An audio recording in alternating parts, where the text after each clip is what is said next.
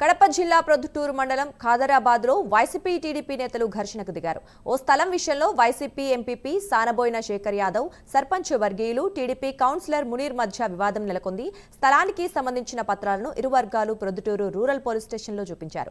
స్థల వివాదం తేలే వరకు అక్కడ నిర్మాణాలు ఆపాలని పోలీసులు తెలిపారు. అయితే వైసీపీ ఎంపీపీ ఆ స్థలంలో నిర్మాణం పనులు చేపట్టడంతో ఇరు వర్గాలు దాడులకు పాల్పడ్డాయి. ఈ దాడుల్లో టీడీపీ నాయకుడు షరీఫ్కు గాయాలు కావడంతో ప్రొద్దుటూరు జిల్లా ఆసుపత్రికి తరలించారు. గతంలో టీడీపీ జిల్లా అధికార ప్రతినిధి నందం సుబ్బయ్యను చంపినట్లే తనను యాదవ్, అతని వర్గీయులు బెదిరించారని టీడీపీ నాయకుడు షరీఫ్ అవుట్ పోస్ట్ పోలీసులకు ఫిర్యాదు చేశారు. శివప్రసాద్ రెడ్డి గారి నాయకత్వంలో మేమందరం పనిచేస్తున్నాం.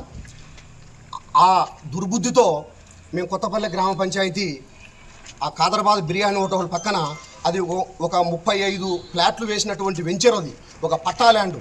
అందులో ఫ్లాట్ నెంబర్ 6 నేను కొనుగోలు చేయడం జరిగింది.